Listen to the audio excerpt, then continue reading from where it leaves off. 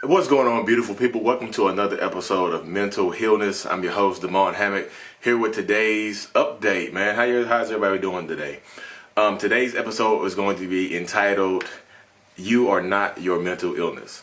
And I say that because, I'm going to jump right into it. I say that because I think a lot of people, when they feel like they have mental illness or they have a mental illness, I feel like they just get caught up in that, the title of their mental illness and the side effects of it and things like that, the symptoms of the mental illness. You get caught up in that.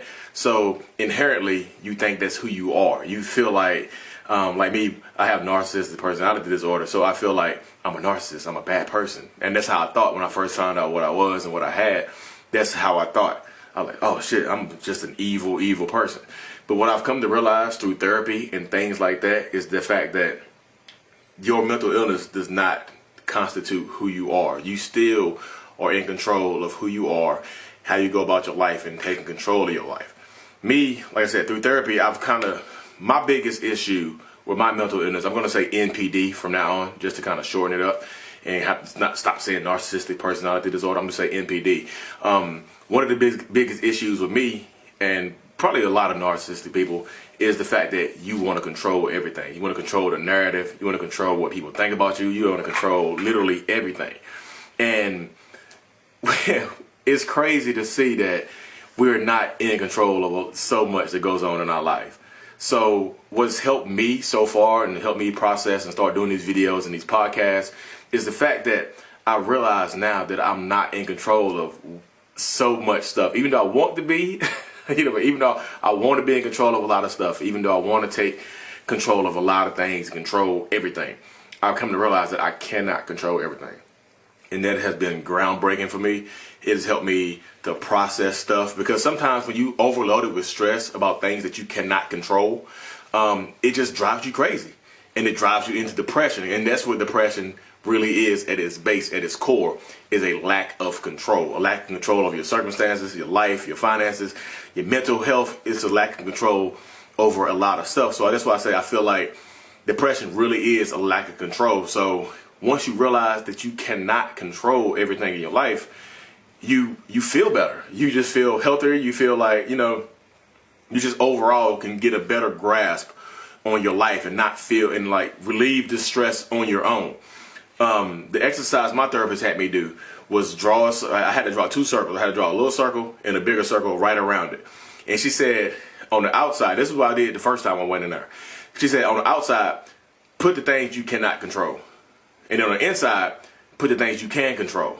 So I done that, and then a year and a half later, however long I've been in therapy, I did the same exercise, and the stuff flipped. The stuff that I can control was a lot smaller than the stuff that I couldn't control.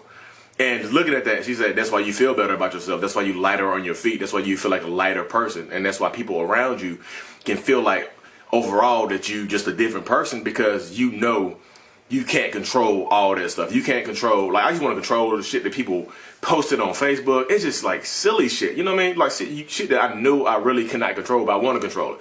It's just like, I get caught, it's easy to get caught up in other people's lives and how they live their lives and things like that. And that's my problem. That's one of the main problems that I have personally with my mental illness. It's just trying to control so much, and it just stresses me out.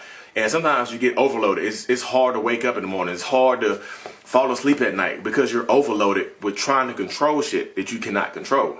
So that's why I say you are not your mental illness. You're in control of a lot more than what you think you are. But at the same time, you aren't. I know it sounds crazy, but bear with me here.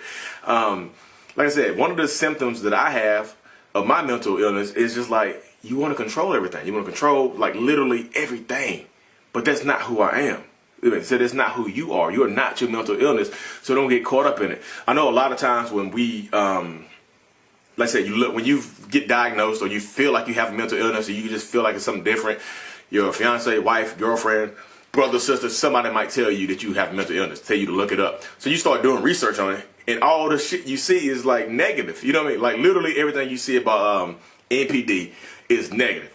All of it. So imagine you thinking in your brain for so long, me, 33 years, that you're a good person, you're ambitious, you this, you that, you that, but then you find out you have a mental illness, and every symptom of that mental illness, from the shit that you read, what people will read, the the videos they do, the biographies they do, the fucking research they do, it's all negative.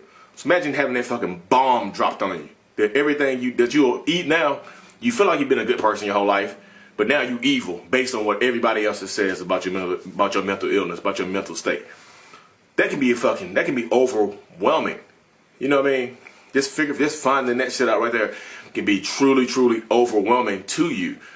And like I said, I'm not a fucking evil person. Fuck that. You know what I mean? Even though I have this personality disorder, even though I have mental illness, I'm not a fucking evil person. Like, I've done some crazy shit. You know what I mean? Just crazy, crazy stuff. I'm sweating in here, a little heated, a little hot downstairs. I've done some crazy, crazy shit. But I'm not an evil person. I'm a good person. I'll help anybody out. I care. You know what I mean? That's not me. I am not my mental illness, and you are not either. You just have to figure out who you really are, and that shit can be so powerful because people with NPD, they get a high for putting people down and manipulating people and stuff like that. And what I came to realize, you can get that same high from helping people, like helping people in need, buying Thanksgiving dinner for somebody, buying Christmas presents for people who don't have it, just giving. Like giving gives you that same high, maybe even better high than fucking putting somebody down to make yourself feel better. You know what I mean? And that's what I'm saying. Like, you are not your mental illness. You are in control of who you are. We are in control of who we are. The shit that they write on that paper is not me. You know, I said, I'm not a fucking evil person. I can be manipulative and stuff like that and scheming, and it's fun. But that's not who I am, and that's not who you are. You know what I mean? I've determined I use my mental illness, my mental state, to help me because I'm ambitious as fuck. And one of the symptoms of what I have is it makes you super competitive and you want more. You're never happy. So you're always looking for ways to make more money, ways to come up better, ways to ways to outdo people. So that makes you super ambitious. So that's a symptom. That can be a good symptom. That can be a bad symptom. I don't try to step on people's feet. I don't try to push people down. I actually like to lift people up. And one of the things that was stressing me out so much was the fact that I wanted, like, everybody around me. If you hang around me, if you have a conversation with me, you know I'm always talking about, like, growth and just trying to be a better person. And if you don't want the same thing, it can make you uncomfortable. And I know that now because just talking to me, just listening to myself talk and just thinking back on old conversations I've had with people, it can make you extremely uncomfortable to be around me because that's all I talk about. Like success, being better, making more money, being a better person, like going after your goals, chasing your dreams. And that can make, if you don't want the same thing, that can make you extremely uncomfortable. So you wouldn't want to be around me. You don't want to be around me now. So, man, that's cool. It took a while for me to realize that, like, I'm not in control of what you want. You don't have, we can still be friends and not want the same things out of life. And that's one of the biggest things that, like I said, has helped me just to kind of progress in life and help me to do these videos that maybe I can catch a hold of somebody. Maybe I can light a fire in you and realize that, yeah, you might be off in the head. You might have a screw loose or a switch loose or something like that. But that does not make you who you are. It does not control, anything. You are not your mental illness. You are a better person. You can make yourself better. It just takes work. And if you do, like, the difference between me and I feel like some other people with mental illness is the fact that I want to work. I want to be the best version I can be. I don't like to be damaged. You know what I mean? I don't like to feel damaged or think I'm damaged or something like that. I like to be fucking the best me I can be. So I'm just like, how do I get better? How do I get better? And I get consumed with it. I have a very, very addictive personality. So, I mean, if you know me, I find some shit that I like, I get addicted to it. And that's just point blank period, how I am, who I am. So that's what I've been doing. You know what I mean? And like I said, that has helped change my life. So if you feel like you have a mental illness, like, look up the symptoms. Look up narcissistic personality disorder, borderline personality disorder, histrionic personality disorder.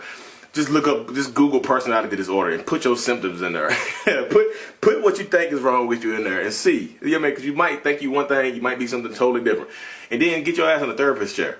Because that can help you out a lot. You know what I mean? That can definitely, seriously help you out a lot. Because it can, if anything, my therapist has helped give me perspective. You know what I mean? And my therapist is like a white woman, same age as me. You know what I mean? So you don't know who you talk to. You know what I mean? Sometimes you can feel different. Sometimes you can feel better about yourself. But like, it's all about who you are and how you feel and who you feel like you can vent to. Because like, if you are suffering from a mental illness right now, you might not feel like you can talk to somebody about it because you feel different, because you feel like you don't want people to feel sorry for you. Because that's one thing I hate.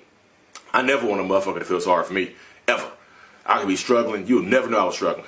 I can need help. You'll never know I needed help. Because I never want somebody to know. I'll never want somebody to know I'm struggling. Because that's a side effect of who I am. That's a side effect of my personality disorder, is that you want to seem like you're always doing good. You smile through the sad times. You smile through the bad times. You smile through the times when you can't wake up in the morning. You can't get out of bed. You wake up late. Things like that. You get consumed with it.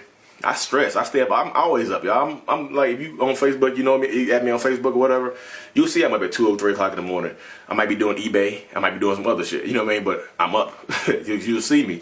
But yeah, like I said, back to the topic at hand. I know I'll get to rambling, but you are not your mental illness. You are a product of it, yeah, but you are in control of your life. You can't control situations going on around you, but you can do the best you can to control you and what you have going on in your head. If you have somebody around you that you think might have a mental illness, my next video will cover that, what to do, what you could do, what not to do. But this is it, man. Like I said, I'm gonna cut this. I've been going on for 11 minutes and 30 seconds now, so I'm not gonna make it too much longer. But yeah, if you feel like you have a mental illness, get help. Go to therapy. Look, my every therapist appointment for me is $10. I go like once a month, twice a month sometimes, but it's $10 with my insurance. My insurance is what, through Obamacare, $500 a month. But you, like I said, $10. That's a fucking cup of coffee at Starbucks. That's a fucking, some bullshit. That's a bottle of Burnett's back in the day. It's virtually inexpensive. But now we allocate money different places that we really don't need it. But like I said, your mental health is so super important that like you put $10 a month into your mental health, into your mental care, then fucking you can take over. That $10 will turn into, that $10 will multiply exponentially to your value, to your own personal worth. So anyways, y'all, I'm gonna cut this thing short. If you need me, email me, demonhammock@gmail.com, DEMONDHAMMOCK@gmail.com. Look, y'all, don't suffer in silence. Be blessed. I love y'all. Take care.